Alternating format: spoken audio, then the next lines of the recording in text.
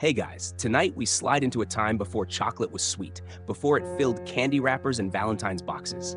We're heading to the grand marketplaces and steaming kitchens of the Aztec Empire, where chocolate wasn't just food, it was money, medicine, magic. And yeah, people actually put it on everything. Picture this. You're walking through the wide open square of Tenochtitlan, the ancient capital perched on a lake.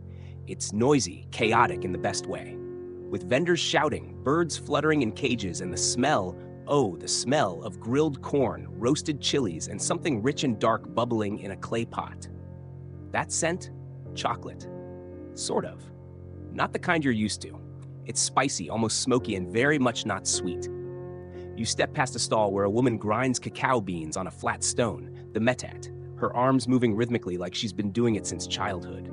She adds water, a pinch of chili, maybe some maize, froths it with a quick pour from pot to pot. You try not to flinch when it splashes. This isn't dessert, it's life. You'll learn soon enough that this brown paste is sacred, not just for drinking, but for cooking, trading, healing, even summoning gods. Cacao, the source of chocolate, was once so valuable, people used it as currency. One cacao bean bought you a tamale, 100 got you a good-sized turkey. Imagine dropping a Snickers bar at the bank and getting change. So, before you get comfortable, take a moment to like the video and subscribe, but only if you genuinely enjoy what I do here. Let me know where you're listening from and what time it is there. I love seeing all the places we drift off together. Now, dim the lights, maybe turn on a fan for that soft background hum, and let's ease into tonight's journey together. You duck under a canopy and into the real action of the market. Here, cacao isn't just traded, it's revered. The vendors know the best beans, and they inspect them with the care of a jeweler holding pearls. Each one must be perfect, dry, plump, not chewed by insects. You hear the phrase chocolatl tlilatl muttered, black water, a name for the dark, bitter drink the elite can't seem to stop sipping. Historians still argue whether this drink was a daily staple or reserved for priests and warriors. What's clear is that it wasn't casual. You didn't just pop open a chocolate bar and go. Cacao took work. It had to be roasted, ground, mixed just right. Sometimes honey was added, but sugar? Nowhere in sight. The sweet stuff hadn't made it across the ocean yet. Instead, the Aztecs mixed in chili peppers, sometimes annatto seeds for color, even cornmeal for texture. Not everyone liked it, but everyone respected it. Especially the nobles, who drank it in golden goblets, faces stern with dignity, probably pretending they didn't just burn their tongues again. The emperor himself, Montezuma II, was said to drink 50 cups of it a day. 50. At that point, it's less of a beverage and more of a lifestyle. His court believed cacao gave strength, wisdom, and, well, a certain romantic stamina. Let's just say the royal harem wasn't lacking for attention. Historians still debate whether Montezuma's obsession was personal taste or political theater. Either way, his lips were rarely far from a chocolate rim. But outside the palace, the magic didn't stop. Even common folk used cacao for rituals, for trade, for healing. A sick child might be given a warm cacao mixture, thickened with maize, not as comfort food, but as a sacred medicine. If it didn't heal them, well, it at least made them brave enough to face whatever came next. And cacao wasn't just consumed, it was worn. Warriors might rub the paste into wounds or smear it over their faces like war paint. Priests daubed it on idols during ceremonies, its dark smear symbolizing everything from creation to sacrifice. A curious fringe belief claimed that cacao could connect people to the gods, not through flavor, but through its froth. The foam was sacred, like clouds in a cup, a little puff of divine breath. Some even believed that the more foam your drink had, the closer you were to heaven. And yes, people totally judged each other's frothing skills. Imagine a party where someone hands you a flat, still cup of chocolatl. The audacity. That's like showing up with instant ramen to a 5-course meal. But you, lucky you, have wandered into a stall where the foam is high and the cup is steaming. The vendor gives you a grin and a wink. For strength, she says. You raise the cup, the scent hitting your nose like a wall of spice and earth. It's bitter, intense. You sip and wow, your tongue lights up. This isn't cocoa. This is a punch to the face in beverage form. You cough once. Try to play it cool. The vendor doesn't buy it. I see, she laughs. You're used to the Spanish kind. Not yet. But one day they'll come with their sugar and their cinnamon and their bad manners. They'll take this dark, sacred drink and dress it in silk and gold. But that's still a story for another time. Right now, you sit on a worn stone, the cup warm in your hands. Around you, the market spins, 1,000 smells, 10,000 footsteps, and the quiet heartbeat of a people who cook not just with fire, but with memory. And at the center of it all, like a low, earthy drumbeat, cacao. You close your eyes and let the bitterness linger. You linger in that stone seat just a little longer, the clay cup growing cooler between your palms. Around you, Tenochtitlan's market surges with life. A boy runs past with a pouch of beans clutched to his chest like treasure. You realize he's not stealing, he's paying for dinner. Because yes, those are cacao beans. In the Aztec world, cacao wasn't only nourishment, it was currency, literal money. You could buy a ripe avocado for 3 beans, a rabbit, 30, a decent cloak for about 100. You do a little mental math and realize Montezuma's 50-cup-a-day habit might have been worth more than your rent or your entire car. You wander past a merchant counting out beans into a palm. He's bartering for dried fish, and the exchange is as precise as any modern bank teller. Each bean must be unbroken, smooth, whole. Bitten or shriveled ones, worthless. Merchants keep keen eyes and sharper fingernails. Try to sneak in a dud and you'll get a snort of derision, and maybe a very firm suggestion to leave the stall. Historians still argue whether cacao-based trade was strictly regulated by the state or more of a free market frolic. Either way, the beans were everywhere, slipping between fingers, stashed in baskets, stored in temple vaults like shimmering brown treasure. Some nobles even paid taxes in cacao. Imagine your accountant leaning over and whispering, "We've got a problem. Your bean reserves are dangerously low." But currency wasn't the only magic these beans held. You hear the rhythmic chant of a priest echoing from the direction of the temple, rising like smoke into the blue sky. Curious, you follow the sound. It's a ceremony. One of the small, daily ones, not the grand spectacles with drums and fire and costumes shaped like jaguars. Still, it's mesmerizing. The priest sprinkles something around the altar. Ash? You lean in. No, it's cacao powder. To the Aztecs, the cacao tree was a divine gift. According to myth, Quetzalcoatl, the feathered serpent god, brought cacao to humankind from paradise. He believed it would make people wise and strong. Of course, the other gods weren't thrilled. Giving divine beans to mere mortals? Very off-brand. Some versions of the story say they punished Quetzalcoatl for his generosity. But hey, thanks to him, here you are with chocolate on your breath. There's even a legend that cacao trees first sprouted from the spilled blood of sacrificed warriors. Romantic, in a you probably won't survive this kind of way. Still, it gives you a different perspective on your morning mocha. The priest finishes the chant, and the crowd murmurs thanks. One woman presses her fingers to her lips, then touches the ground. A baby strapped to her back squeals with delight, probably because someone nearby is roasting cacao. And the aroma is impossibly rich. Your stomach growls. Again. You're starting to realize that cacao doesn't just waft through this city like a ghost. It clings to it, seeps into everything. And you haven't even tasted its real culinary power yet. You duck down an alley where a group of women kneel by an open flame. They're stirring pots, grinding seeds, chatting in Nahuatl between giggles. One waves you over and points to a bubbling sauce.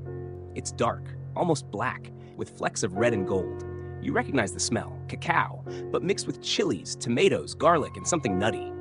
Mole, she says simply. Now this is something special. The Aztecs weren't just tossing chocolate into random dishes. They had developed complex sauces, mole being the crown jewel. A dish that took hours, even days to prepare, using dozens of ingredients ground and simmered to silky perfection. Cacao wasn't the star, it was the anchor, the depth, the thing that made everything else make sense. You taste it.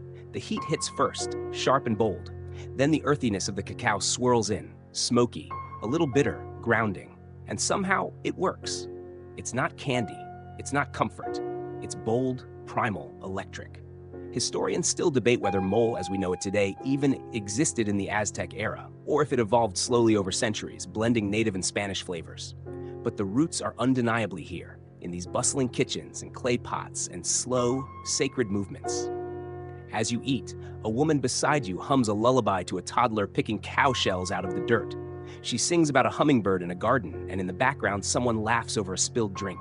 And just like that, chocolate shifts again, from currency, from ceremony, from cuisine to culture. The Aztecs didn't just cook with cacao. They lived with it, played games over it, wrote poems to it, buried their dead with it. It was luxury and necessity, both at once. A drink for warriors and brides, a paste for wounds and parties, a currency of gods and grandmothers. There's even evidence they used cacao in matchmaking. A suitor might bring cacao beans to a girl's family, part gift, part bribe, part proof that he could provide. You imagine that awkward first meeting, beans in hand, hoping your frothing technique doesn't completely blow it. Your mole bowl is empty now. You thank the cooks, who wave you off with flour-dusted fingers and proud smiles. The sun is lower, shadows stretch across the plaza. You walk slowly, cacao-rich breath fogging in the evening air though it's warm. The market is quieter now, the day winding down. Somewhere in the distance, a child laughs. You spot another cup of frothy drink, and you wonder, how many things in history ever held so many roles at once? Chocolate was drink, medicine, money, myth. And you're just getting started. You trail through the narrowing streets of Tenochtitlan, winding past doorways where the scent of roasted cacao clings like smoke. It's dusk now.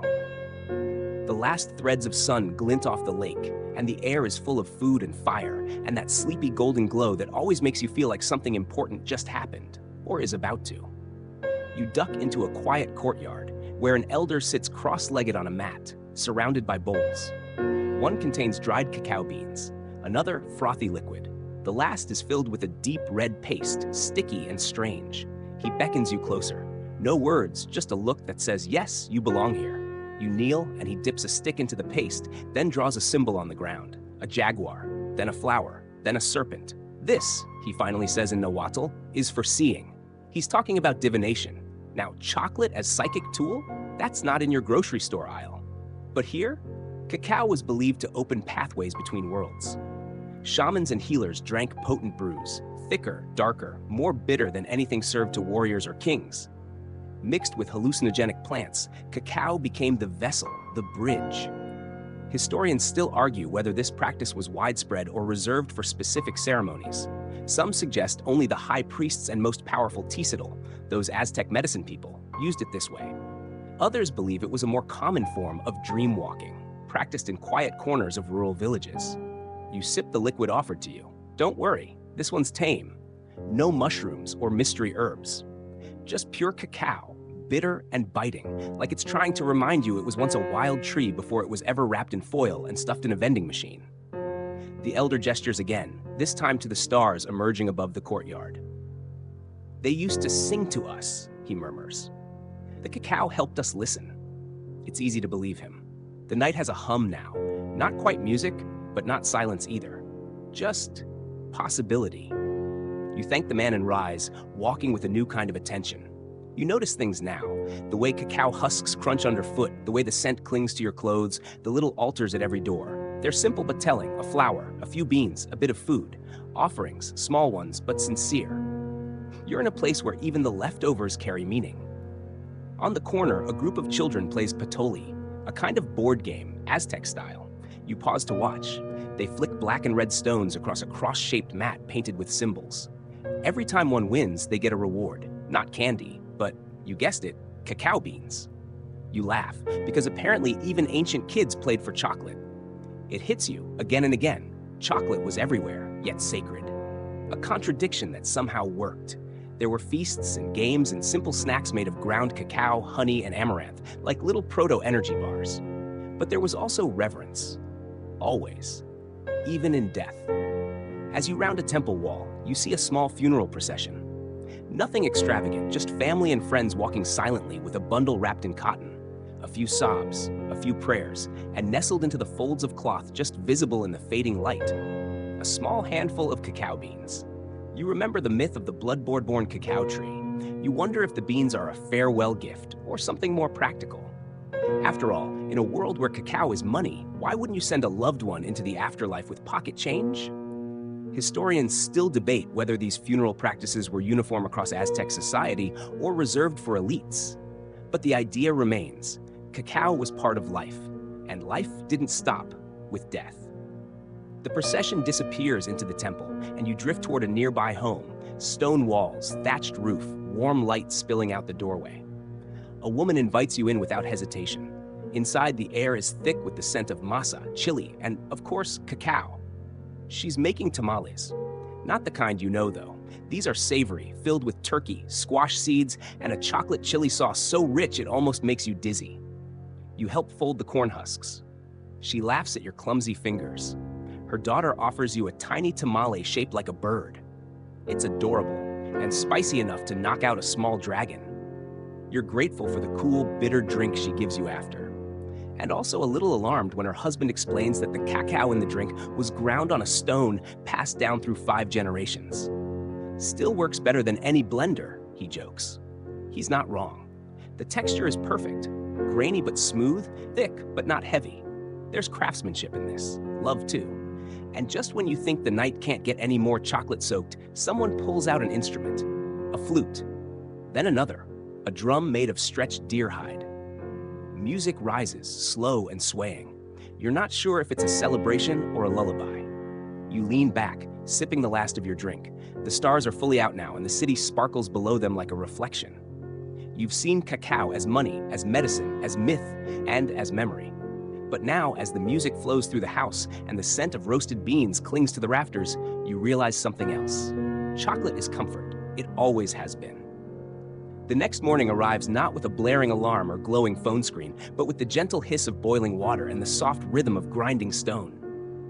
You're still curled up on a woven mat, a little stiff, but comfortable, until a curious child pokes you in the ribs with the handle of a wooden spoon. "Time to eat," she says in Nahuatl, and then vanishes, giggling. You follow the scent. Inside the kitchen, a woman is crouched over a comal, flipping flat, warm discs that smell like toasted corn and heaven. Beside her, a man slowly grinds roasted cacao beans on a medet, his hands steady, his motion hypnotic. He doesn't look up, just says, "Chocolate for the morning, chocolate for strength." You sit, and breakfast begins. It's not sweet, not even close. This is a morning drink for warriors and workers alike. Bitter, dark, and full of spice. There's chili in it, and sometimes maize flour for thickness. Sometimes honey, if they're feeling fancy. But mostly, it's bold and brisk. A splash of adrenaline with a hint of smoke. You sip it slowly. It's intense, like drinking liquid fire, but the kind of fire that wakes you up from the inside out. This wasn't some rare treat reserved for holidays. In the Aztec world, cacao was daily fuel, especially for soldiers.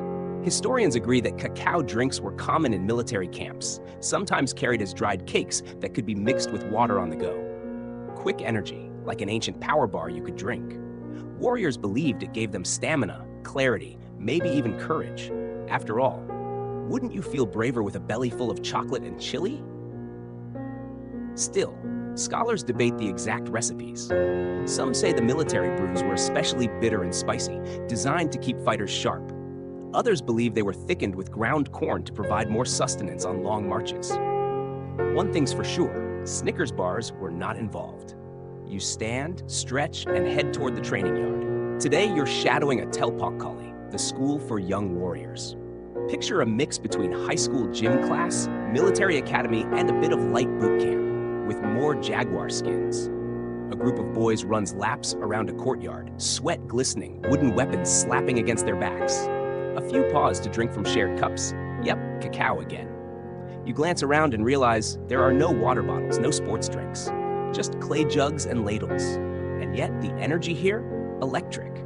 One of the instructors, a tall, wiry man with half his hair braided and the other half shaved clean, waves you over. They train for war, he says plainly, but also for life. Discipline, service, strength. He points to a row of bowls on the side. That, he nods, is what keeps them going. Inside the bowls, cacao drinks. 3 different kinds. One is reddish and thick with annatto seeds. Another is almost black, sharp with chili. The third, it's foamy, whipped with air until it's light as cloud and bitter as regret. The instructor chuckles. That one's for champions. He hands you a small cup of the reddish one. It's earthy, grainy, and has the strange warmth of something that's never been cold a day in its life. It tastes like the land, volcanic soil, sun-dried maize, and fire-roasted beans. The kids keep training. Some wear jaguar pelts slung across their backs. Others wear simple cotton tunics, sweat-drenched and proud. Their eyes are sharp, focused. A few notice you sipping and laugh. One flexes dramatically, then pretends to faint. Another offers you a piece of dried meat dipped in cacao sauce. You're unsure whether to eat it or frame it as art, but you bite. It's intense, salty, tangy, chocolatey. It shouldn't work, and yet it absolutely does. By now, you've realized the Aztecs weren't just cooking with chocolate. They were thinking with it, feeling with it, moving with it. It wasn't a topping, it was the baseline, and that's about to get even more obvious. You follow the instructor to another building, lower to the ground, its door marked with intricate carvings. Inside, the air shifts, cooler, darker, more reverent.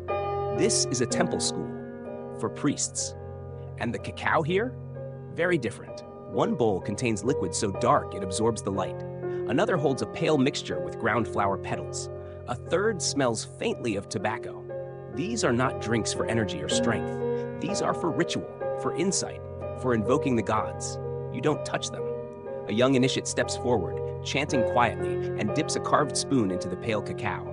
He raises it skyward, then drinks in slow, measured sips. His eyes close. His lips move in prayer. You're not entirely sure if he's here or somewhere else. Historians still argue over just how central cacao was to Aztec religious life. Some believe it was the drink of the gods, offered during every major ritual. Others think it was more symbolic, a representation of the heart, the earth, or life itself. But no one denies its presence in the sacred. In fact, cacao was so important, the Aztecs believed one of their most revered gods, Quetzalcoatl, the feathered serpent, had brought it to them from the heavens, a gift from the divine. Which honestly explains a lot. Because if you've ever tasted real, ancient-style chocolate, it does feel a little otherworldly. As you leave the temple school, the sun is high and the world is buzzing. You're lightheaded, but not from exhaustion, from immersion. You've followed cacao from kitchen to camp to altar. You've tasted it spicy, sweet, bitter, and strange. And now, as a group of musicians pass you in the street, clanging turtle shell drums and rattles made of dried cacao pods, you realize something wonderful. You haven't even reached the royal kitchens yet. You make your way toward the center of the city, where the paths are broader, the crowds denser, and the air somehow smells richer. Like the scent of roasting cacao has been stirred into the breeze itself. You pass merchants hawking tamales, florists weaving garlands of marigolds, and even one old man balancing a basket on his head, filled with cacao beans so shiny they look like polished stones. And then you see it. The palace. Massive and gleaming with carved stone walls and red-tiled roofs, this is not just the home of an emperor. It's the command center of an empire. You don't walk in. You're summoned, and today they're expecting you. You're ushered through a courtyard filled with fountains and macaws, their feathers gleaming like stained glass. A jaguar yawns under a tree, chained but clearly unimpressed. You try not to look like tourist bait. You're not here for the animals. You're here for the food. Inside, the palace kitchens hum like a well-oiled orchestra. There's the crack of maize being ground, the hiss of boiling water, the pop of sizzling meat, and beneath it all, that smell again. Chocolate, rich, spiced, everywhere. You've entered the culinary heart of the Aztec Empire. Here, chocolate isn't just an ingredient, it's a language. You watch as a chef carefully measures cacao powder into a bubbling pot of turkey stew. Another ladles mole, a velvety, dark sauce made with chocolate, chili, and over 20 other ingredients, onto roasted quail. A third flips tortillas stuffed with squash blossoms and a hint of sweet cacao paste. And in the center of the chaos stands the head chef, a woman with arms like tree trunks, a gold band around her forehead, and the eyes of someone who can smell under-seasoned food from a mile away. She nods at you. You want to learn? Wash your hands. You do. She sets you up with a pile of ingredients: roasted cacao, chili, garlic, sesame seeds, dried plantains, and a hunk of turkey fat. Mole, she says. Grind. No fire yet, just hands. So you grind, slowly, steadily, awkwardly. And as your hands ache and your arms shake, she tells you, we cook for gods and emperors, but food begins humble, with dirt, with sweat, with beans that must be fermented, dried, roasted, and crushed. This, she points to the bowl, is how chocolate becomes sacred. Historians still debate the origins of mole. Some say it was invented in royal kitchens like this one, as a grand fusion of native and imported ingredients. Others claim it was born in convents, centuries later, where nuns scrounged together scraps to impress visiting dignitaries. But here, in this moment, with chili burning your eyes and cacao staining your nails, it's easy to believe it came from somewhere older, deeper. Like the soil remembered what the gods once tasted and passed on the recipe. The head chef dips a finger in your paste, tastes it, and says nothing. That's either very good or very bad. You're ushered away as the rest of the staff begin plating enormous feasts for the emperor and his court. And let's be real, this kitchen isn't just about feeding people. It's about impressing them. Every dish is a display of power, luxury, and divine favor. You pass a platter of roasted duck drenched in cacao honey glaze, garnished with gold-dusted squash seeds. Another holds tamales filled with fish, pumpkin, and a bitter chocolate drizzle. One assistant grates dried cacao over a dessert of maguey syrup and amaranth puffs. You sneak a bite. It's divine. In this world, chocolate isn't a dessert. It's everything. A food, a drink, a medicine, a status symbol, a sacrament. And now, it's money too, literally. You're taken to the treasury, a stone-walled room guarded by two men with spears and exactly zero sense of humor. Inside, sacks upon sacks of cacao beans stacked like coins in a dragon's hoard. Because yes, the Aztecs used cacao as currency. Want a tomato? That'll be 3 beans. A rabbit? Maybe 10. A decent cloak? 50 if it's fashionable. You could buy your way through life with chocolate in your pocket. And that led to some classic economic problems. Counterfeit beans, inflation, even cacao laundering, where bad beans were polished and passed off as fresh. Historians still argue whether the government regulated cacao minting or whether it was a glorious free-for-all of bean-based capitalism. Either way, you now understand why that one kid earlier tried to trade you a stick for a handful of cacao. You were holding money and didn't even know it. But of course, only the best beans made it here, to the palace coffers, where they could be counted, taxed, gifted, or ground into frothy gold for the emperor himself. Which brings us to the throne room. It's not made of chocolate.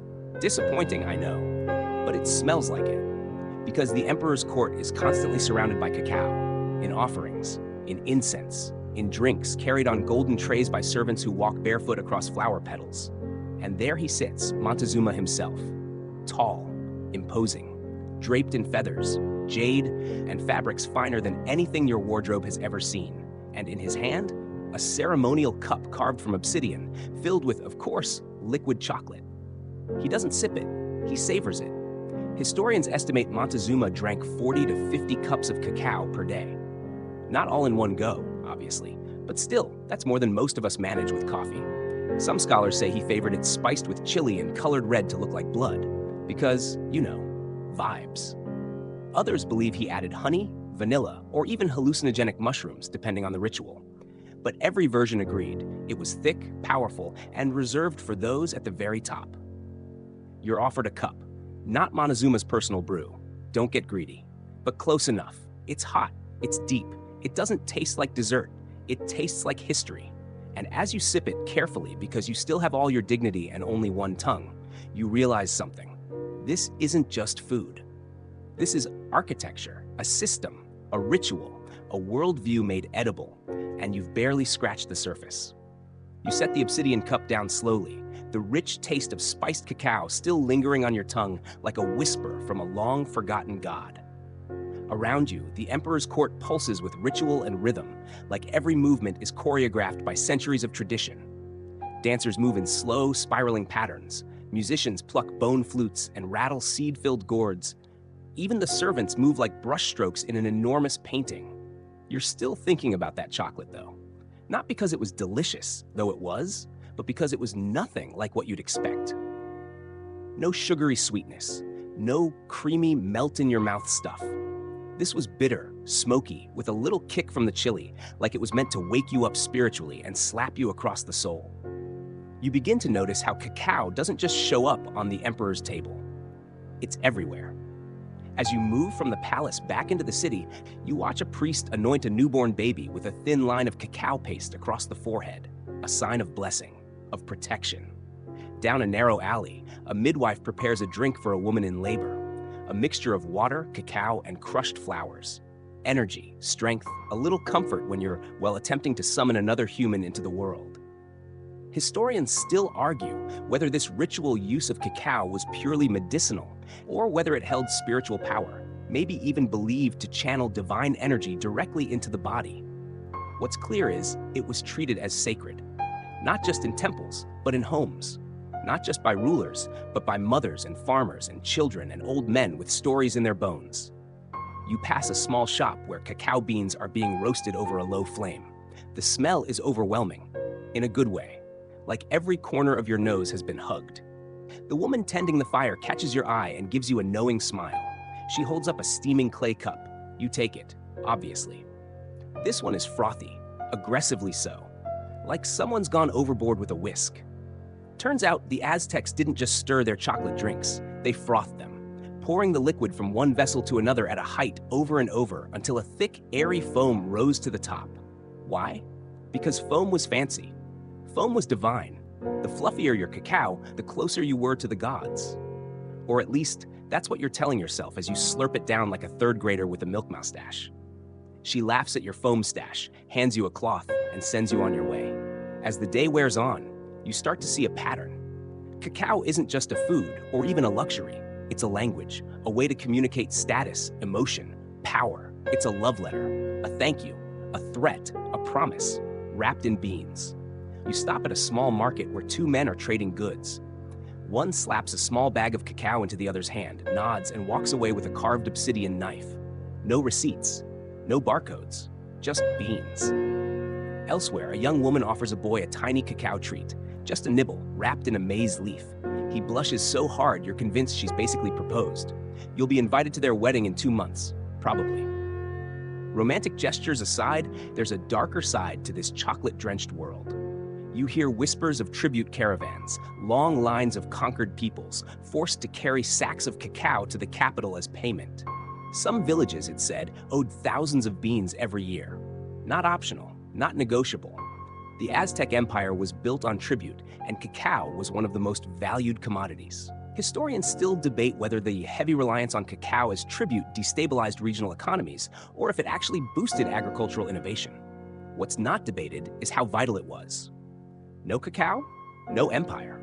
Even the warriors, those elite jaguar-cloaked, obsidian blade-wielding badasses, were partly compensated in cacao. Promotions meant more beans. Victories in battle might win you a cacao feast. Losing? Well, you don't lose. And yes, there's that part of the story you've been tiptoeing around. The sacrifices. Let's keep this PG because bedtime and nightmares are not a great combo. But suffice it to say, cacao was present. In the rituals, in the offerings, mixed with blood, with flowers, with chants and drums and things that echo in the dark corners of pyramids. Some believe chocolate was used to honor the gods during these rites. Others think it was consumed by the gods themselves, through the mouths of those being offered. Either way, the beans found their way into some heavy-duty rituals. But don't worry, tonight you're just a guest. A wandering traveler with dusty sandals, chocolate-stained hands, and a growing appreciation for how deeply this bean runs through the veins of an entire civilization.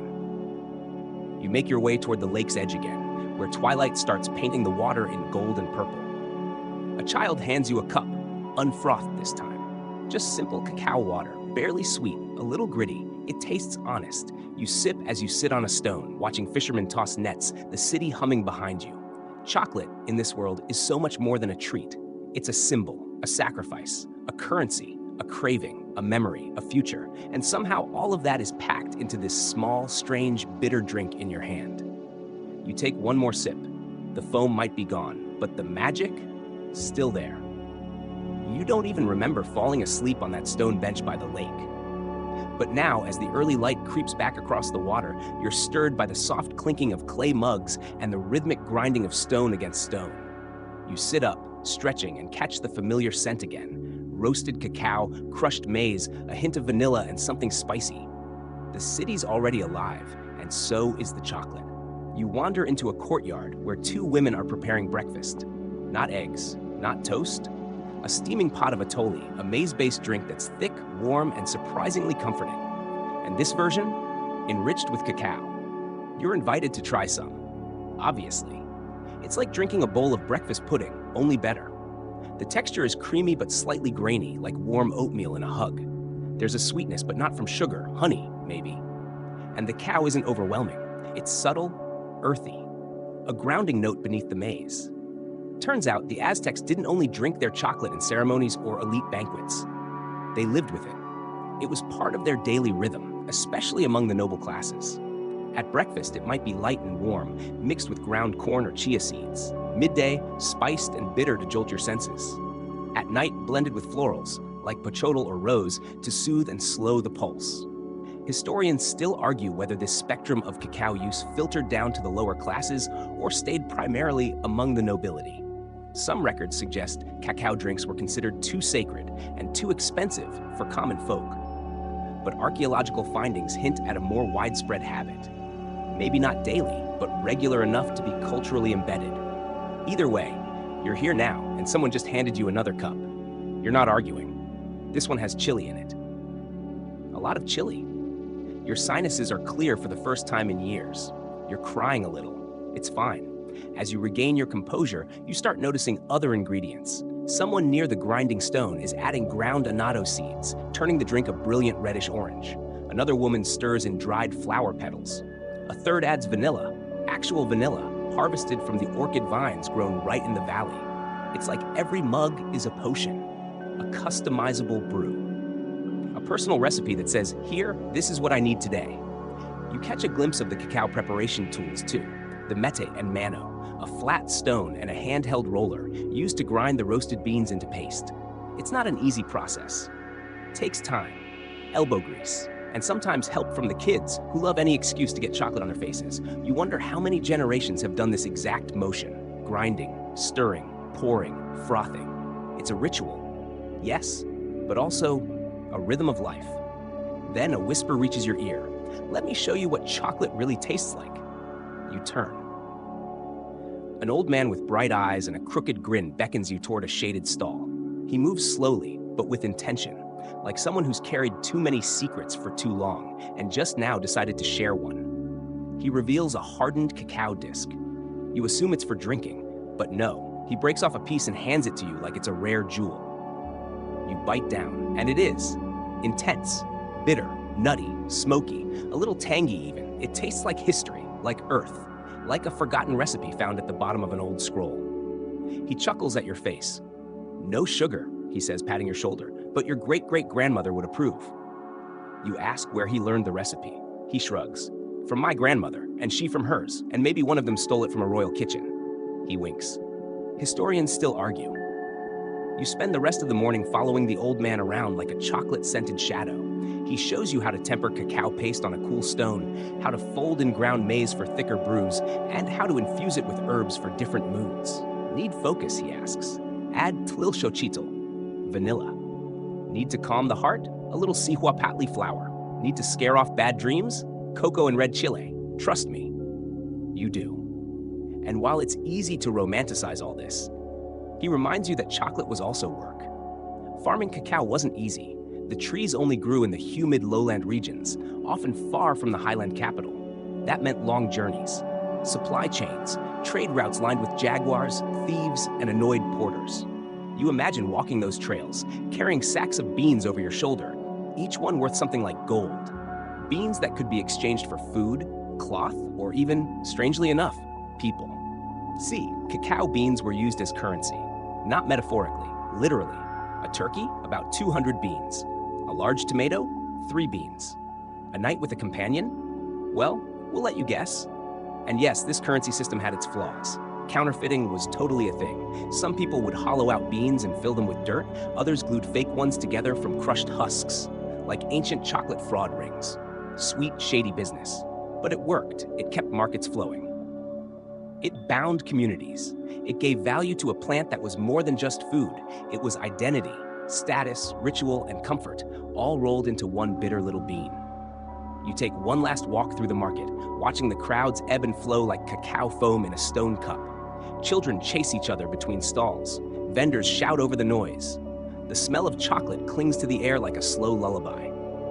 A woman offers you one final drink, this one floral and cool, meant to close the day. You sip. It's delicate, like drinking a petal that once dreamed of being cocoa. And for a moment, you wonder what our modern chocolate would taste like to them. Would they recognize it? Approve of it? Or just spit it out and ask where the chili went? Hard to say. But one thing's certain, for the Aztecs, chocolate wasn't dessert. It was destiny.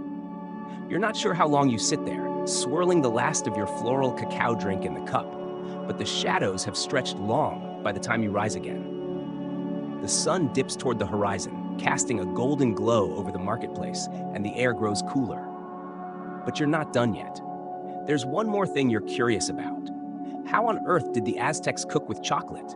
Not just drink it or spend it, but actually use it as food. You're escorted, gratefully, since you've now completely lost your sense of direction, to a kitchen behind one of the larger noble homes. Smoke curls from the fire pit. The sounds here are different. Less bustle, more focused clatter, mortar grinding, water bubbling, knives thudding against wood. Inside, it's hot and dark, but the smells pull you in. Not sweet like bakeries.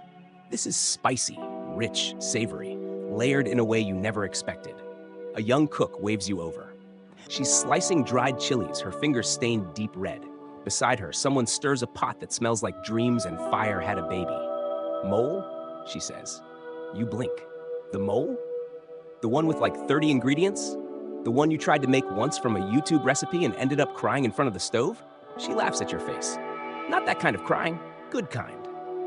Mole, in its many Aztec forms, was a complex, layered sauce, often reserved for special occasions, rituals, or honored guests. And yes, chocolate was one of its stars. Not a drizzle, not an afterthought, but a deep, earthy bass note that tied everything together. You peer into the pot. Roasted cacao paste dissolves into the bubbling mixture alongside ground pumpkin seeds, toasted sesame, smoked chilies, and a handful of herbs you don't recognize. Some of them look like weeds. You don't ask. Historians still argue whether the classic mole poblano we know today actually existed in this form pre-colonial contact, the cook says casually. But variations of it? Absolutely. She spoons a little onto a tortilla and hands it to you. You take a bite. Your brain doesn't know what to do. There's heat, spice, something nutty, a smoky bitterness, a hint of cacao that doesn't scream dessert but rather hums along in the background, keeping everything in tune, like the bassist in a rock band. You didn't expect to taste chocolate in meat sauce, but somehow it works, like tasting time itself. There's no sugar here. That didn't exist in the Aztec world. Not really. No cane fields, no sweet confections. What sweetness came through cacaoing from honey or agave, and only when intended. Chocolate in food was not a gimmick, it was culinary logic. Astringent, bitter, grounding. Perfect for cutting through fat, enriching sauce, stabilizing wild flavors. You ask what they're serving this mole with. The cook points to a fire pit where wild turkey is roasting on a spit. And beside it, rabbit stew. Both will be served with different versions of mole, one thicker and redder, one almost black and syrupy, each tailored to the meat like couture. She leans in and whispers, "Some chefs say the longer the mole simmers, the better it tastes." One version we made last year simmered for 3 days straight. It changed lives. You believe her, and you stay. You help grind cacao beans for a bit. Your arms hate it. You taste a sauce that's green, one that's yellow, and one so spicy your soul temporarily exits your body. The cook pats your shoulder, builds character. Another fringe detail you learn? Some elite households had professional cacao chefs, actual Tlatoani-level chocolatiers who specialized in flavor layering, ceremonial drinks, medicinal blends, and edible infusions. Not just chefs, cacao artists. Think of them like ancient Michelin stars, she says. Only instead of badges, they got honored with feathers and obsidian tools. She gestures to a finely carved stirring spoon hanging on the wall. That was my grandmother's, she says softly, passed down through 4 generations of women who cooked with cacao. It's not just a food, it's who we are. You start to see it now. Chocolate wasn't just an ingredient. It was a language, one bitter enough to demand respect, rich enough to unite flavors, malleable enough to blend into the background or command the whole show. And when the evening meal is finally served, you understand why this food was considered worthy of gods and emperors. The communal silence as everyone dips into their bowls, the way the youngest child is fed first, the unspoken rhythm of hands, ladles, laughter. And after the food, you guessed it, another cup. This one, a cool cacao drink whipped to a frothy peak with a wooden whisk called a molinillo. The foam is key. Without it, the drink is considered flat, lifeless. A good foam means respect, skill, attention. The cook hands it to you like a final gift. This one's for dreaming, she says. Sweet herbs, blue flowers, no chili this time. You sip. It's floral, calm, delicate in a way you didn't think chocolate could be. You think about the journey from tree to drink to sauce to story. About the hands that farmed, roasted, ground, stirred, poured. About how something so bitter could bring so much comfort. And you start to wonder what you've been missing your whole life, trapped in a world of sugary chocolate bars and commercial candies. The Aztecs knew better. They knew cacao could speak to your blood. It's dark now, but the city doesn't sleep. Not really.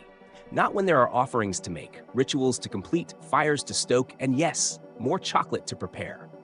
You step outside the kitchen and walk toward the temple district, belly warm with mole and brain buzzing gently from that last flowery cacao drink.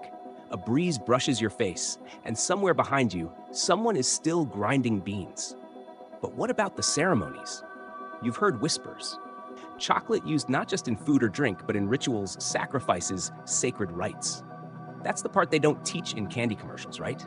You find yourself drawn to a large ceremonial platform where the smell of burning copal fills the air, smoky and sweet. Robed priests move slowly, deliberately, and on a stone slab rests a large decorated bowl. You squint. Yep, cacao. This is no party drink. This is serious business. You're told this is a takakatl, a ritual involving offerings to the gods. And guess what? Chocolate's not just included, it's central. Cacao, you learn, was believed to be a divine gift from Quetzalcoatl himself, the feathered serpent god who brought knowledge, books, farming, and, yep, chocolate. Legend says he stole the cacao tree from the heavens and gave it to humans out of love. That's some pretty intense gift-giving energy. Because of that origin, chocolate was a regular player in religious ceremonies, but not in the sweet, comforting way you'd expect. This version was often bitter, thickened with maize, tinged with blood, or at least symbolic offerings of it. Here's the mainstream historical fact you were waiting for. Priests and nobles would sometimes mix cacao with their own blood as an offering. A self-sacrifice, a symbol of devotion and unity with the gods. You watch now as a priest pricks his finger, lets a few drops fall into the dark liquid, then stirs it with a carved stick. Historians still argue whether blood chocolate blends were widely consumed by others, says your ever-present guide, who always seems to appear just as your curiosity peaks. But ceremonial cacao? That's undisputed. And then there's the fringe tidbit. Cacao was believed to guide the soul in the afterlife. At funerals, small bowls of chocolate were placed beside the dead, like a spiritual carry-on snack for the journey ahead. Not a bad way to go, honestly. Who doesn't want chocolate for the road? You stay quiet as the ritual continues. A feathered headdress glints in the torchlight. A chant begins, low and rhythmic, a pulse rather than a melody. The cacao is passed from hand to hand, each person taking a sip, eyes closed, lips moving in silent prayer. It's like communion, but darker, earthier, bound to soil and sky. And then suddenly, the energy shifts. You're led away from the main plaza, this time to a smaller, more intimate ceremony. A woman, an elder, her long gray hair wrapped in bright cloth, sits in front of a steaming pot. She's brewing a curative chocolate, medicinal, not for pleasure or praise, but for healing. She beckons you forward, hands you a cup. It smells complicated, a little like eucalyptus, a little like wet earth after rain. You sip. It's gritty, bitter, but there's something calming about it. You feel your shoulders drop, your breath slows. This is what they meant when they called cacao medicine for the heart. The Aztecs believed chocolate could purify the body, restore energy, even cure ailments of the mind. It wasn't magic, but it was close, especially when blended with certain herbs, roots, and flowers. The woman lists them in a whisper. Tlilxochitl, Cacahuasochitl, Yautli. You nod like you totally know what she's talking about. A child beside you has a cough. The woman adds something new to the next cup. Crushed bark, maybe, or a smudge of red paste. The child drinks. The cough eases. You're not saying it cured him instantly, but you're also not saying it didn't. The elder smiles at you. Cacao listens, she says. It learns your pain. You start to get it now. Chocolate here isn't a treat. It's a thread, woven into everything. Economy, cuisine, medicine, religion, myth. It's sustenance, sacrifice, celebration, and sanctuary. You remember something the kitchen girl said earlier. Chocolate is who we are. And maybe she meant that literally. Aztec nobility believed cacao had spiritual properties. Some even bathed in it, like a skin of the gods. Not daily, obviously, but for certain rites, purification rituals, or deeply spiritual transitions. Imagine showing up to your next big life moment covered in chocolate. Kind of messy, kind of epic. There's a moment of quiet now, a lull in the city's breath. You sit beside a stone wall, listening to the occasional chant or drumbeat drift across the breeze. The stars have come out, scattered and soft, like powdered sugar across obsidian. And you realize something strange. You're starting to crave the bitterness, the richness, the way each cup tells a different story, not through words, but through warmth and weight and flavor. You wonder if modern chocolate, your plastic-wrapped grocery store kind, still has even a whisper of this. Or if it's just candy now, a ghost of its former self. Here, though, the ghost is still alive, in every sip, in every sacrifice. You hear your own heartbeat, strong and steady, like a cacao drum. You sip again from your cooling cup and let the flavors wrap around your tongue, your brain, your bones. It's not comfort food, it's sacred. You rise slowly, careful not to spill the last drops of warm cacao left in your cup. The moon hangs high now, brushing silver onto the smooth stone tiles beneath your feet. Somewhere nearby, a flute begins to play, soft and aimless, as if it's just searching for a dream to follow. You move toward it, drawn like a moth to flickering sound. It's been a long day. Your legs ache from wandering, and your thoughts swirl with rituals, remedies, and that one noblewoman who basically threatened to duel you over a batch of chili chocolate. But tonight's not over. There's one more corner of this culture's cocoa obsession to explore, and this time, it's royal. Aztec emperors didn't just like chocolate, they ruled with it. You arrive at the palace. Yes, that palace. A marvel of terraces, jade mosaics, and impossibly symmetrical gardens. A servant lets you in without a word, just a slow nod and a raised eyebrow that says, "Don't embarrass yourself." Fair enough. Inside, it's cool and quiet. The air smells faintly of damp stone and roasted cacao. You're led down a long corridor, past rooms filled with feathers, gold, and codices stacked like storybooks. At last, you enter the Emperor's Hall, and there it is. Not a throne, not a crown, a shelf, a really, really long shelf. And on that shelf, rows upon rows of painted clay pots, each one sealed, each one marked, each one filled with, you guessed it, chocolate. But not just any chocolate. No, these are the Emperor's private blends, hundreds of them.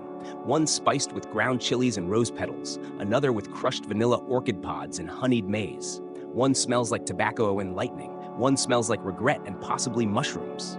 The Emperor, you learn, drinks dozens of cups per day. Dozens, and not casually. It's part of his ritual, his presence, his strength. Some historical records claim Montezuma II drank as many as 50 cups of chocolate a day. 50. Imagine trying to nap after that.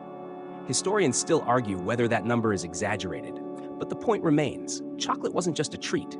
It was authority, the fuel of gods and kings. You're offered a cup from a jug bearing the Emperor's symbol, a stylized serpent in flight. You sniff it. Oh, this one's got chili and crushed magnolia leaves.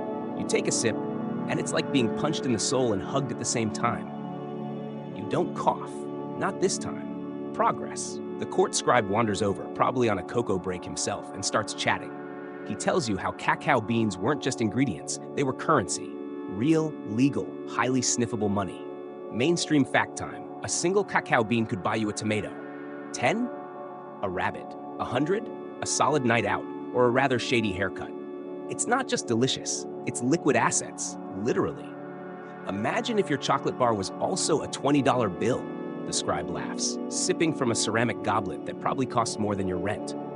But here's the quirk. Counterfeit cacao was a thing. People would hollow out beans and fill them with dirt or wax to pass them off in the market. Basically, ancient chocolate fraud. Some things never change. And as you lean back against a carved pillar, sipping emperor-grade cocoa, you overhear a dispute. Two noblemen are arguing about a chocolate blend. One insists it should be thickened with corn masa. The other swears by amaranth. Voices rise, hands gesture dramatically. Chocolate almost spills. It's intense. Historians still argue whether chocolate was democratized among the elite or if recipes were closely guarded like dynastic secrets, the scribe mutters. But you'd think we were debating state secrets the way they're going. You drift again, this time outside the main chamber, where a row of palace chefs sit hunched over small mortars, grinding experimental batches for the next feast. They test and tweak like alchemists. One blend uses fermented cacao pulp, sweet and sour and wild. Another adds ground cicadas for texture. You politely decline that one. This is haute cuisine, Aztec style. It's easy to forget how cutting edge they were. We're talking molecular gastronomy, 15th century edition, balancing bitter and sweet, heat and chill, texture and scent. Chocolate here wasn't just food, it was art, prestige, power, even rebellion.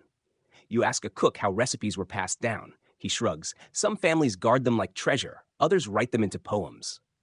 Chocolate poetry? Now that's a crossover you didn't see coming. Outside, the sky is turning indigo. The wind is gentler now, brushing the treetops in the palace garden. You walk past a reflective pool where moonlight ripples like quicksilver, and suddenly, you're not in the palace anymore. You're at a roadside stall. Blink. Confused? Don't be. This is a tribute market where merchants bring cacao beans as tax. Yes, tax. Imagine paying the IRS in chocolate. Delicious, but chaotic. A trader waves you over, proudly showing off a sack of flawless beans. Rain-fed, he says. Harvested by moon cycle. You nod like you understand bean astrology. Next to him, a woman sells drinking chocolate tablets wrapped in maize husks. Pre-prepped, just add hot water and a splash of crushed agave. Convenience chocolate. Now that's innovation. A child steals a bean, pops it in his mouth, and instantly regrets it. Raw cacao is not a snack. You offer him a chunk of a softened bar from earlier. He grins. Crisis averted. You sit on a woven mat as the market buzzes. Cacao here is louder, rowdier, more alive. No golden goblets, no priestly chants, just people, grinding, roasting, selling, living. And in the center of it all, chocolate. It always circles back, doesn't it? You stay there on the mat for what feels like hours, letting the warm buzz of the market drift around you like a blanket. There's something comforting about the way the voices rise and fall, like waves breaking softly against a shore of woven baskets and smoked chilies. It's a lullaby made of bartering, laughter, and the occasional goat bleating in the distance. You glance at your hands, still stained a little from the last batch of chocolate you helped stir. Or maybe that was 2 batches ago. Time's gotten syrupy. You stretch your legs, brush crumbs off your lap, and make your way down the row toward the edge of the market. You pass a group of teenage apprentices taking a break. They sit in a lazy circle, passing around a rough cup filled with frothy chocolate. One of them's making wild gestures, clearly telling a story. You slow down. And then she says, "That's not cacao. That's just hot dirt." The others burst out laughing, spraying foam into the air. They're training to be tlachiquero, cacao handlers. It's a prestigious gig, especially if you work for one of the noble kitchens or a major trade house. You overhear one girl explaining how she can tell the difference between beans from Soconachco and ones from Cuetlaxtlan just by smell. Historians still argue whether these apprentices were formally trained through guild-like systems or learned through family trade, she says with mock formality, then snorts. Personally, I think my grandma just liked bossing me around. The boys nod solemnly. Grandmas have real authority. You leave them to their jokes and wander past a stand where small ceramic stamps are for sale. They're used to imprint chocolate bars before they harden. One has a jaguar, another a flower. Another is a chicken? Sure, artistic freedom. Further along, you find yourself at the edge of a courtyard where 2 cooks, elderly twins by the looks of it, are having a slow, cheerful argument over the best way to foam chocolate. Wooden whisk, says the first. Shell cup, insists the second. You sidle closer. One of them notices you and waves you over. Come here, night traveler, she says, grinning with a mouthful of missing teeth. You ever made Malinillo foam? You shake your head. They gasp like you've just insulted their ancestors. The Malinillo is a carved wooden whisk. Imagine the love child of a rolling pin and a rattle. You hold it between your palms and spin it rapidly inside a clay cup of warm chocolate, letting the friction build foam at the surface. The sound is oddly hypnotic. The foam rises in peaks like tiny chocolate clouds. You can tell the quality of the brew by the sound of the froth, one twin whispers. Dead serious. Historians still argue whether the frothing process was merely aesthetic or tied to ritual significance. But for these 2, it's an art form and possibly a sibling rivalry. After several tries, you manage to build a decent head of foam. The twins nod in approval, then slap your shoulder with surprising force and say, "You're hired." You don't have the heart to explain that you have a dentist appointment next week and can't really commit to full-time chocolate whisking. As the sky darkens further, now ink black with scattered stars, you start noticing the rhythm of nighttime cacao rituals. People begin sipping slower. Conversation fades to murmurs. Elders gather around fires with cups in hand, sharing stories so old the words feel carved from stone. You're pulled into a circle, handed another cup, yes, another, and settle into the storytelling. One man tells of a hero who fed cacao to the sun itself to keep it from dying. Another speaks of a woman who brewed a potion so rich with chocolate it made birds sing backwards for a week. These are myths, obviously. But your cup does taste slightly like stars tonight. A young girl sitting beside you leans close and whispers, "Did you know cacao trees only grow in places where the gods have kissed the earth?" You smile. That's the kind of fact no one needs to debate.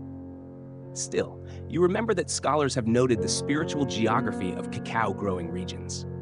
Whether coincidence or cosmology, the trees seem to flourish in places that ancient peoples considered sacred.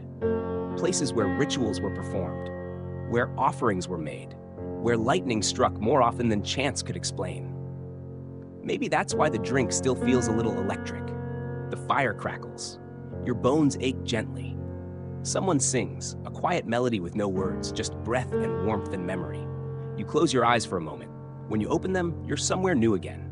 This time, you're in a quiet house. Not royal, not sacred, just home. A woman grinds cacao in a stone medet by lamplight. Her hands move with that practiced rhythm you've seen again and again. Grind, fold, stir. She hums softly, and the song matches the motion. A sleeping dog twitches in the corner. A pot simmers gently over coals. You don't speak, you just watch. Eventually, she pours the chocolate into 2 small cups and places one in front of you. She doesn't ask who you are or why you're here. She just smiles and says, "Too late for chili, but I added a little sapote seed. Helps with dreams." You sip. It's bitter, earthy, warm. But behind it is something, cooling, almost minty, almost like sleep. Quirky tidbit? Sapote seed was sometimes ground into chocolate for its calming effects. Some even believed it brought prophetic dreams. You lean back, the taste lingering on your tongue like a lullaby in edible form. She starts grinding another batch. You think of all the hands that have done this. Across generations, across cities, across empires. All those who stirred and tasted and adjusted. Who poured, who sipped, who passed recipes in whispers and muscle memory. And it's not just a drink anymore. It's a thread, a through line, a song in a cup. You set your cup down gently. The woman hums again, the dog snores, and outside, in the distance, the faint rattle of a molinillo echoes like a wooden heartbeat through the trees. The cup is empty now, but its warmth clings to your fingertips, as though the clay itself remembers. You don't move for a long moment, just let the quiet of the house wrap around you. It feels like you've wandered into someone else's dream, or maybe your own. It's hard to tell now. Outside, a soft rain has started to fall. Not a storm, just a whisper of water tapping gently on the roof and earth. You stand, careful not to disturb the sleeping dog, and step outside under the thatched eaves. The smell of damp soil, wet leaves, and roasted cacao clings to the air. Down the path, light flickers from another home. Then another. The whole village is glowing faintly, not with fire exactly, but with something quieter, like every hearth is sharing its own little secret with the night. You follow the path to a new building. Inside, a small group of women are gathered around a stone altar, their faces lit by low candlelight. They're grinding cacao with other ingredients, flowers, herbs, resins, none of which you recognize. The scent is deep and strange, like walking into the memory of a jungle. One of them looks up and beckons you in. Here, in this shadowy space, chocolate becomes something more than food. This is where the cacao rituals happen. Not the big public festivals, but the small, intimate rites passed down in whispers and hums. You sit near the edge of the circle, trying not to breathe too loudly. A woman crushes Rosita de cacao, the little rose that smells like cinnamon and honey, and stirs it into the paste. Another adds a hint of vanilla orchid. These aren't flavorings. They're offerings, ingredients chosen not for taste, but for what they mean. Historians still argue whether these private ceremonies were religious or medicinal, someone murmurs beside you. But in truth, the line was always blurry. You nod, as if that makes perfect sense, because it does, especially here. One woman begins to chant. Her voice is low, steady, older than language. It vibrates through the floor. Another follows, then a third.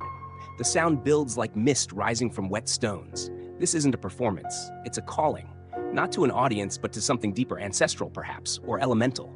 You're handed another cup, no surprise there, and sip without question.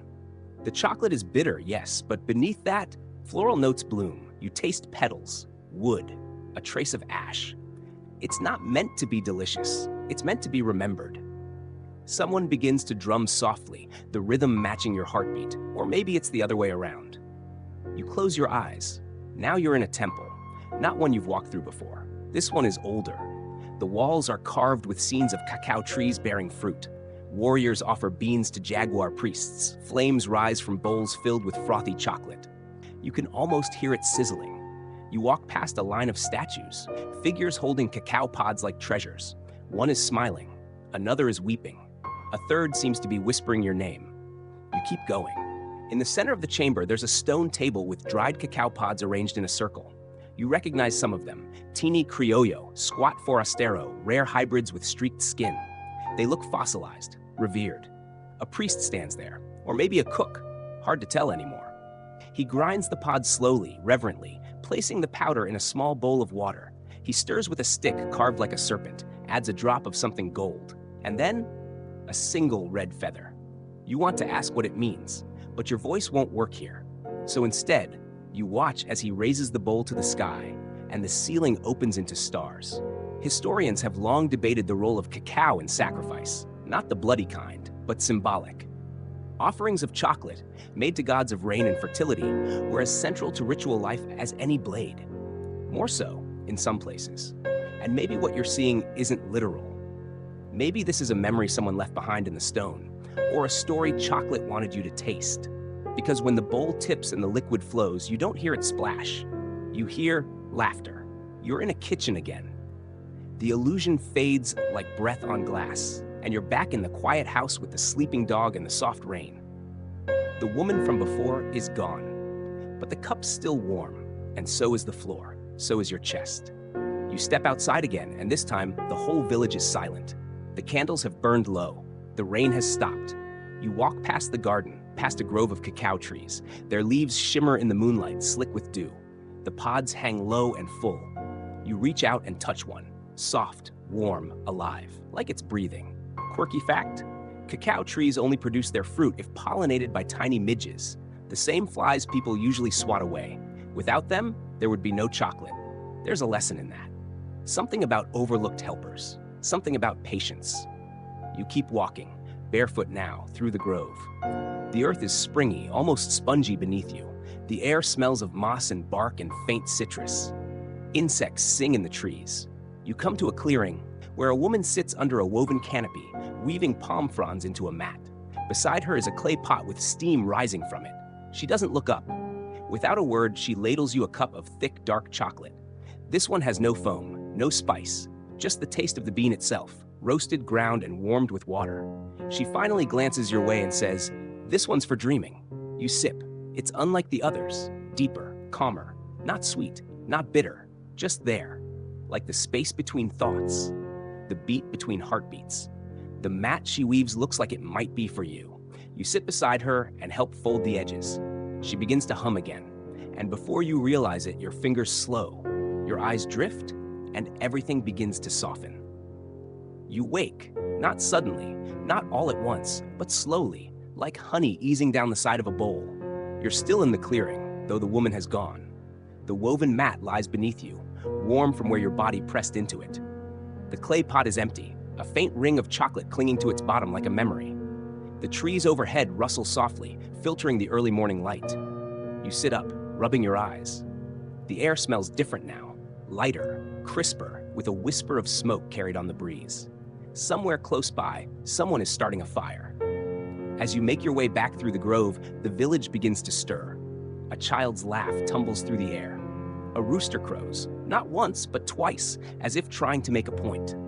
You pass a group of men carrying bundles of firewood, and they nod as though they've seen you before. Maybe they have. Maybe everyone here knows about your dream, your chocolate-soaked journey.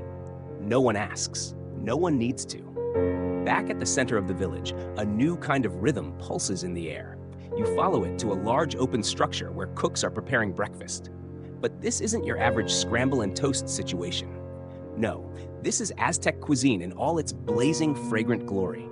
Massive clay griddles line the room, each sizzling with flat cakes, tlaxcali, the ancient ancestor of the modern tortilla. Women press them by hand, one after the other, moving with such practiced ease it feels choreographed. But what catches your eye isn't the dough, it's the sauce. Thick, dark, and glossy, a pot of chocolate-based mole bubbles over a low flame. You lean in. It smells complicated, earthy, nutty, smoky. There's spice there too, but muted like it's been softened by time. Historians still argue whether mole truly originated with the Aztecs or whether it was a later colonial innovation. The ingredients themselves, chile peppers, cacao, spices, seeds, certainly existed before Europeans arrived. But the blending of those elements into a rich, unified sauce, that, they say, might be part myth, part adaptation. A culinary crossroads. Still, here and now, there's no denying its presence and its power. One cook ladles a generous spoonful of the mole onto a plate of roasted rabbit, garnishes it with crushed pumpkin seeds, and hands it to you without a word. You sit under a nearby awning, legs crossed, and take your first bite. It's wild, sweet and bitter, smooth and grainy, smoky and bright. The flavors don't compete, they dance, like old friends catching up after centuries apart. You pause between bites, looking around. A man next to you is eating squash stuffed with beans and drizzled with the same sauce. A girl dips her tortilla directly into the pot and licks her fingers, eyes wide with delight. There's laughter here and quiet satisfaction. This isn't just nourishment. It's tradition, shared and alive. Want a quirky tidbit? Some old records suggest Aztec cooks even used cacao in tamales, not just as a filling, but as part of the dough itself. Imagine unwrapping a steamed corn husk to find a chocolate-infused tamale inside. Sweet? Savory? The answer is yes. And because the Aztecs didn't use sugar, these dishes weren't the dessert-style chocolates we know. They were bold, bitter, balanced with chiles, herbs, seeds, and sometimes even dried shrimp or smoked turkey.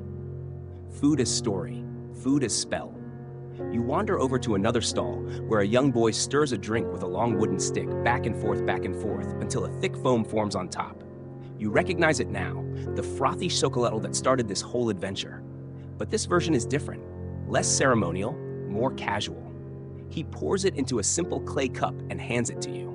It's cold, the bitterness hits first, then the subtle tang of fermented maize. It's a version of pozole, a drink made from ground corn and cacao, often carried by travelers for energy. You sip, and it jolts you awake in the most grounded way. A few older folks sit nearby, sharing stories. One points to your cup and says, "That was our energy drink long before coffee showed up." You believe it. It's the kind of beverage that makes your muscles remember what they're for. Nearby, a large mural is being painted onto a clay wall.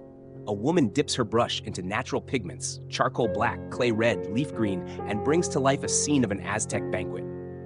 You see dancers, drummers, fire pits, and always that central bowl of chocolate. It's funny, you think, how a single ingredient can hold so many roles. Beverage, food, medicine, currency, offering. Comfort and power in one small, wrinkled bean. You walk on. At the edge of the village, a man invites you into his modest home. Inside, his daughter is learning how to roast cacao over a clay comal. The beans crack and pop, releasing their oils and their stories. She giggles at the sound. The father shows you a small pouch, worn but carefully kept, filled with cacao beans. "This is how I paid my taxes once," he says with a grin. You raise an eyebrow. "Well," he chuckles, "not my taxes. My great-great-grandfather's. But still." And he's not joking. Cacao beans really were used as currency in the Aztec Empire. You could buy a tamale for a couple beans. A rabbit might cost 30. A good cloak? Maybe 100. Imagine trying to explain that to your local coffee shop. As you sit with the family, sharing their midday meal, you realize something. The chocolate isn't just in the food. It's in the rhythm of their day. In the way the daughter listens to her father. In the way stories are passed, not just told. Chocolate, in this world, is more than a treat. It's an inheritance. And you're starting to feel like maybe, just maybe, You've earned the right to carry a little of it with you. The afternoon sun tilts low, casting long golden shadows that stretch like sleepy limbs across the village paths. You're reclining now, full from the meal, resting against the side of a sun-warmed wall, a little bit dazed from the sensory overload. Your hands smell faintly of smoke and cinnamon, and somewhere in your belly, a piece of chocolate-drenched rabbit is still reminding you that ancient cuisine wasn't messing around. A breeze wanders through, lifting the scent of roasted maize and earth and cacao into the air again. And right then, a thought curls into your mind like steam rising from a clay mug. What happened to chocolate after the Aztecs? You blink up at the sky, and your view seems to shimmer a little. You sit up. A shimmer usually means one thing around here. Sure enough, as you turn your head, the village slowly dissolves, not vanishing, but fading, like mist pulling away from a mountain. And now, you're standing in the middle of a colonial kitchen. Not just any kitchen. This one is part Spanish villa, part sacred hearth. Clay tiles line the walls. Thick wooden shelves sag under the weight of clay jugs, and hanging from the rafters are bunches of dried chiles, herbs, and a few very suspicious animal skulls. You're not alone, of course. A woman stands at the center of the room, her apron dusted with ash and masa. Her hands move with fierce purpose as she grinds cacao on a stone medot. But something's changed. She's using milk and cane sugar. And wait a second, is that cinnamon? You inch closer and she grins at you. You like it spicy or sweet, she asks, holding up 2 cups, one earthy and dark, one frothy and almost golden. You choose sweet out of curiosity more than anything and take a sip. Boom. Your taste buds do a double take. It's delicious, but it's also new. Historians still argue whether this transformation was innovation or colonization, or maybe a complicated tangle of both. The arrival of European ingredients like sugar, dairy, and cinnamon changed chocolate forever. Some say it ruined the original purpose, stripping cacao of its ceremonial bite. Others say it unlocked chocolate's destiny to become a worldwide obsession. What's undeniable is the shift. Chocolate, once sacred and scarce, became a household name, not just in Mexico, but across Europe. Monarchs sipped it in golden goblets. Monks debated whether it counted as food during fasting. Doctors prescribed it for everything from indigestion to melancholy. Chocolate became both a symbol of power and an engine of empire. There's a quirky little fact for you. In 17th century Spain, upper-class women were so addicted to hot chocolate that some reportedly brought their maids to church just to keep a mug close at hand. One bishop banned it from Mass entirely. He mysteriously died not long after. Coincidence? Historians raise their eyebrows. You step outside the kitchen and find yourself in a marketplace this time, somewhere in colonial Mexico by the look of it. Stalls of fruit, spices, and woven goods line the stone streets. There's music, guitars and drums blending with street chatter, and of course, a stall devoted entirely to chocolate drinks. Now, this isn't the sacred chocolatl of temples. This is chocolate for the people. Sold in clay cups, mixed with sugar, milk, and sometimes even eggs or almonds for extra richness. It's a whole new world of cacao. You sample a drink, and it's almost too silky, decadent in a way that makes your teeth ache slightly. But the crowd loves it, and suddenly you feel a little sad. You remember the bitter, foamy chocolate from the ceremonial hut, the midnight rituals, the reverence. Is that lost now? Then you spot something. A vendor at the edge of the market, a quiet old man grinding cacao with chile and corn, just like before. He notices you watching and gives a small nod, almost like a secret handshake. So maybe it's not lost, just hiding, waiting, still beating somewhere under the froth and sugar. By the time you leave the marketplace, it's night again. Lanterns flicker along the walls, casting amber pools of light. The stars overhead are bright and sharp, like they're paying attention. You walk through winding streets until you reach a small house. Inside, a family sits around a low table, passing around a steaming pot of chocolate. A grandmother dips a crust of bread into her cup. A boy pretends his mustache is made of foam. There's laughter and crumbs and 1 or 2 small spills, but no one minds. It's a scene that could have happened yesterday, or 1,000 years ago. And in that moment, you realize chocolate has always been about more than the flavor. It's about connection, about ritual. Whether it's an offering to gods or a treat before bedtime, cacao draws people together. Here's a fringe little tidbit for your mental snack drawer. Some modern researchers believe that chocolate stimulates the brain to release chemicals associated with love and pleasure. Theobromine and phenylethylamine. Try saying those 5 times fast. Trigger a mild euphoria. So yeah, your ancestors might have been onto something. And maybe that's why it survived, why it changed, adapted, and spread. From sacred groves to street vendors to supermarket aisles, it's not just food, it's a feeling. And you're feeling it now, aren't you? That soft warmth in your chest, that little buzz of memory and meaning, that urge to smile just a little for no reason at all. Someone passes you a fresh cup and you take it with both hands. It's warm, spicy, sweet, familiar. And as the stars wheel overhead and the fire crackles low, you feel like you've been here before. Maybe not in this exact village or this exact moment, but somewhere. And you're not ready to leave just yet. Not when the chocolate's still warm. The fire's burned down now, just embers and soft orange glow, and you're still sitting with that warm cup in your hands. It's your third, or your fourth. Who's counting? You shift a little, stretching your legs, and let out a sigh that sounds like it belongs to someone twice your age. The stars above are impossibly clear. One streaks across the sky, quick and silent. You half wish on it, half forget what you were about to say. Everything feels slow now, like time itself is stretching just to give you more space to enjoy this. And maybe that's the perfect moment to wander one last time into the kitchens of today. It's not a magical shimmer this time, more like a gentle blink. You close your eyes, feel the heat of the cup, the scent of toasted cacao still clinging to your fingers, and when you open them, you're in a different kitchen. This one has stainless steel countertops. A stand mixer hums in the background.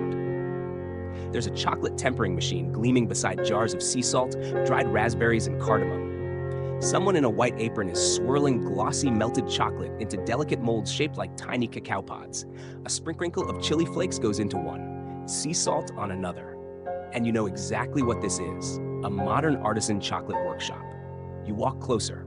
There's no ceremony here, no gods to appease, but there's artistry, precision, pride. The chocolatier glances up and gives you a wink before tapping the mold on the counter. A satisfying thump echoes through the room. This, too, is chocolate. Still evolving. Still telling stories in every batch. Historians still argue whether modern chocolate has lost its roots or found new ones. Whether mass production flattened the soul of cacao or whether the rise of craft chocolate is its quiet revenge. You look around and notice something that makes you smile. On the far shelf, tucked between recipe books and spice jars, is a small clay figurine, a replica of an Aztec cacao god.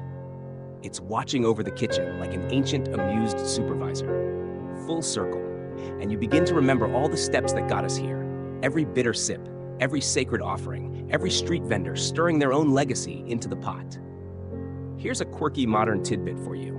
Some bean-to-bar chocolatiers today travel deep into the Amazon or the Yucatan to source wild cacao, believing that the rarest beans still carry the most ancient flavors. They speak of tasting hints of leather, smoke, red fruit, and oddly, jasmine. One guy even swore his batch tasted like toasted bread and campfire mornings. It's less of a business sometimes and more of a pilgrimage. You step back outside and the world blurs one final time. You're standing now at a quiet intersection of centuries. You can hear voices from all of them, chants echoing from temples, sizzling pans from village cook fires, the soft hum of modern machines, even the tinny bell of an ice cream truck somewhere in the distance. Chocolate has traveled far, so have you. And before this journey closes, let's make one more stop. You're lying on a hammock now. Maybe it's strung between 2 trees, maybe it's inside a cozy room. It doesn't really matter. There's a gentle sway, like waves lapping at a shore. A final cup of chocolate rests beside you. It's the perfect temperature, a blend of everything you've seen, sacred bitterness, colonial sweetness, and that unmistakable warm hum that lingers behind your ribs. You sip, and the flavor is quiet, like the memory of something beautiful. Maybe that's what chocolate is now. Less about ceremony, more about connection.